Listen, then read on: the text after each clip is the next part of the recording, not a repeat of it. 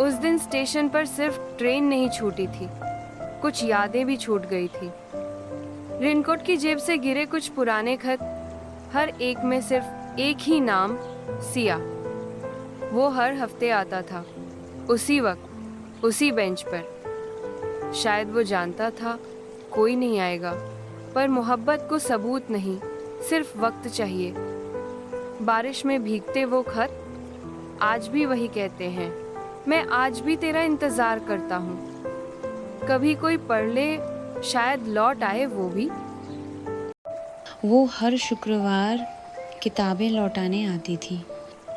हर बार वही मुस्कान, वही वक्त। वो बस एक लाइब्रेरियन था जो उस मुस्कान का हफ्तों इंतज़ार करता। एक दिन वो नहीं आई। हफ्ते बाद एक किताब के अंदर उसे एक चिट्ठी मिली। मैं शहर छोड़ रही हूँ, पर तुम्हारी वजह से ये जगह घर लगने लगी थी। किताबें लौटाई गई थी, पर वो चिट्ठी उसने रख ली। उसने कभी अपना नंबर नहीं बदला, क्योंकि वो अब भी इंतज़ार कर रही थी। कहीं न कहीं उम्मीद बाकी थी। देर रात उसका फ़ोन बजता है। एक मिस्ड कॉल, अनजान नंबर, एक नया वॉइसमेल। कौन हो सकता है? वो वॉइसमेल प्ले करती है, एक जानी पहचानी आवाज़। हेलो, मैं हूँ। पता नहीं ये नंबर अब भी चलता है या नहीं। बस तुम्हारी बहुत याद आई। उसकी आंखें नम हो जाती हैं। फ्लैशबैक, बारिश में हंसी, बस स्टॉप पर हाथ थामना, स्टेशन पर उसका आखिरी अलविदा। वो जा चुका था, लेकिन ये आवाज़, ये आज की थी। वो तुरंत कॉल बैक करती है। जिस नंबर पर आप कॉल कर रहे हैं वो बंद है। वो चुपचाप स्क्रीन को देखती है। कुछ लोग लौटते हैं, रुकने नहीं, हमें मुक्त करने।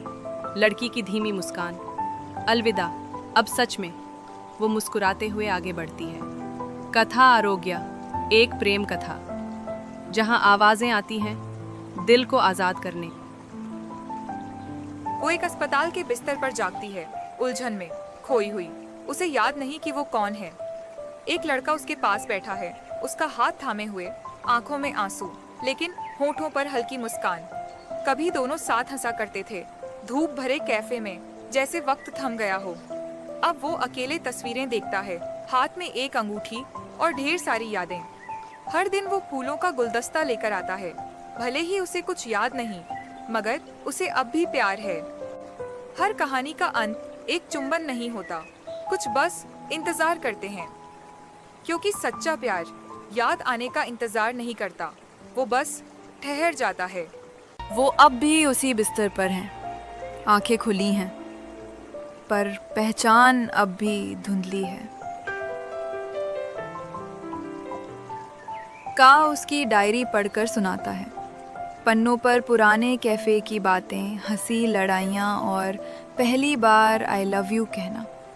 शब्द वो नहीं समझती, मगर उसकी आंखों में कुछ हलचल होती है, जैसे दिल ने कुछ पहचान लिया हो।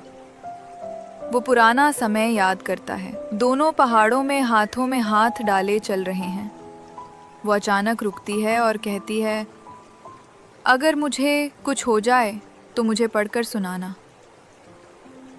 वर्तमान में लड़का वही लाइन दोहराता है, तो मुझे पढ़कर सुनाना।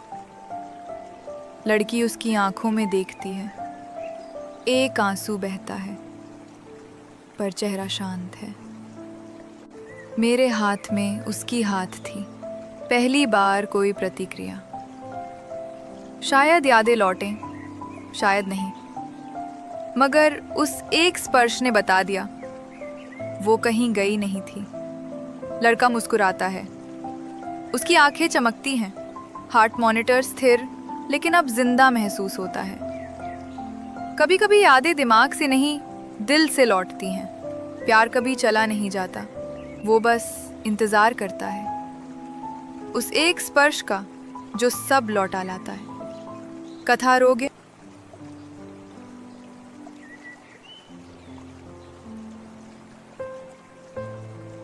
कॉलेज की लाइब्रेरी में हर रोज एक लड़की आती थी और हर बार वही पुरानी नोटबुक पढ़ती थी। किसी को नहीं पता था वो नोटबुक उसी लड़के की थी जो रोज उसे वहां देखकर चुपचाप मुस्कुरा देता। एक दिन वो नोटबुक नहीं मिली। लड़की उदास थी, जैसे कुछ खो गया हो। अगली सुबह नोटबुक वहीं थी, पर अंदर एक आखिरी पन्ने पर लिखा था, अगर तुम्हें ये शब्द पसंद आए, क्या मुझे भी पसंद करोगी? वो पल जब नजरों से इजहार हुआ, बिना कहे सब कह दिया गया।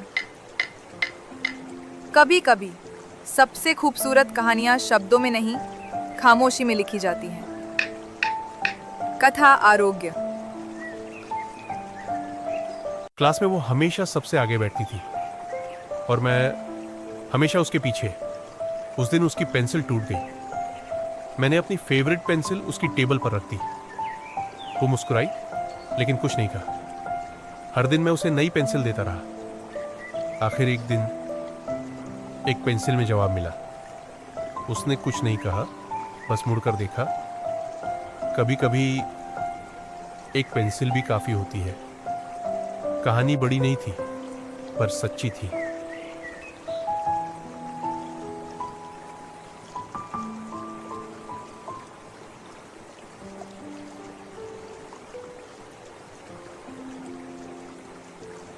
सर्दियों की एक शांत सुबह थी। हिमालय की पहाड़ियों में बसा एक पुराना शहर बर्फ की चादर में लिपटा हुआ था। पुरानी पत्थर की इमारतों से गर्म रोशनी बाहर झांक रही थी और गलियां पूरी तरह सुनसान थीं। इस ठंडी लेकिन खूबसूरत सुबह में कुछ खास होने वाला था। शहर के पुराने पुस्तकालय में आर्या नाम की एक लड़की बैठी थी। वह किताबों की अलमारियों से घिरी हुई थी। एक किताब के पन्नों के बीच उसे एक पुरानी पीली चिट्ठी मिली। उस पर लिखा था, मुझे आखिरी ट्रेन पर मिलो। आर्या के चेहरे पर हल्की सुनहरी धूप पड़ रही थी। उसकी आंखों में जिज्ञासा और दिल में हलचल थी। सांझ का समय हो चुका था। पहाड़ों के बीच एक छोटा सा रेलवे स्टेशन बर्फ की सफेद चादर से ढक चुका था। प्लेटफॉर्म पर सिर्फ पीली गर्म रोशनी जल रही थी। चारों ओर सन्नाटा था, लेकिन उस शांत माहौल में कुछ खास होने की उम्मीद थी। स्टेशन पर रोहन नाम का एक युवक खड़ा था। उसके हाथ में भी वही चिट्ठी थी, ठीक वैसी ही जैसी आर्या को मिली थी। तभी उसकी नजर सामने खड़ी आर्या से मिली। दोनों की आंखों में हैरानी थी, लेकिन उसी पल एक अनकहा जुड़ाव भी महसूस हुआ। ट्रेन आ चुकी थी। आर्या और रोहन एक साथ एक डिब्बे में बैठे थे। खिड़की के बाहर बर्फ गिर रही थी और अंदर की रोशनी से डिब्बा गर्म और सुकून भरा लग रहा था। दोनों मुस्कुरा रहे थे, बातें कर रहे थे और ऐसा लग रहा था जैसे वे एक दूसरे को वर्षों से जानते हों। रात गहरा चुकी थी। ट्रेन धीरे धीरे बर्फ से ढके पहाड़ों के बीच से निकल रही थी। खिड़कियों से रोशनी बाहर झलक रही थी और ऊपर आकाश में असंख्य तारे चमक रहे थे। यह दृश्य शांत, जादुई और पूरी तरह सिनेमाई लग रहा था। और उसी ट्रेन में दो दिल पहली बार मिले थे, शायद हमेशा के लिए। कभी कभी तकदीर पुरानी किताबों की चुप्पी में एक नई कहानी लिख देती है।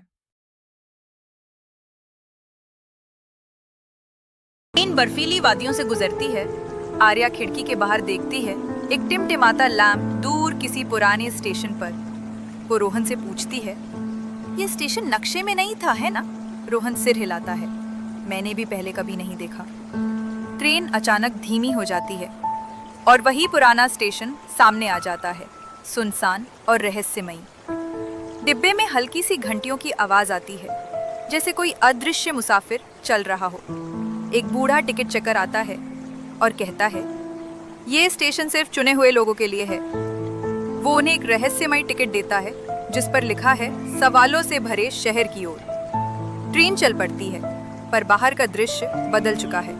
अब बर्फ नहीं, तारे जमीन पर हैं। आर्या और रोहन एक दूसरे को देखते हैं। क्या हम कोई सपना देख रहे हैं? टिकट चमकता है और आवाज आती है, हर जवाब एक नई कहानी है। डिब्बे के बाहर एक दरवाजा खुलता है जो कहीं और ले जाता है, जैसे कोई और दुनिया। दोनों हाथ पकड़ते हैं और दरवाजे की तरफ बढ़ते हैं। कहानी खत्म नहीं हुई, ये तो बस एक और अध्याय की शुरुआत है। आखिरी ट्रेन पर, कथा आरोग्य।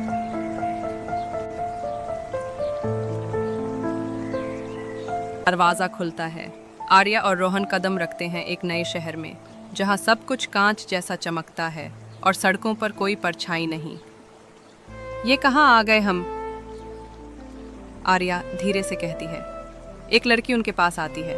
उसकी आंखों में पूरा ब्रह्मांड झलकता है। वो मुस्कुराकर कहती है, यह है सवालों का शहर, यहाँ हर जवाब एक कीमत लेता है।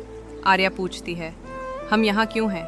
लड़की जवाब देती है, क्योंकि तुमने यादों से सवाल किया है और वो जाग चुकी हैं। चारों तरफ पुराने दृश्य तैरने लगते हैं। आर्या और रोहन के बचपन, अधूरी बातें, अनकही भावनाएं। एक आवाज़ गूंजती है, क्या तुम अपने अतीत का सामना कर सकते हो? एक दरवाज़ा खुलता है, लेकिन इस बार दोनों के लिए अलग अलग। रोहन आर्या की ओर देखता है, अगर हमें अलग होना पड़े, क्या तुम फिर भी चलोगी? आर्या का हाथ कांपता है, लेकिन वो कहती है, अगर सच्चा प्यार है तो रास्ते दो हों, मनील एक ही होगी। दोनों दरवाज़ों में दाखिल होते हैं, अलग अलग रास्ते, लेकिन एक जैसी धड़कनें। अब दोनों अलग अलग दृश्यों में हैं।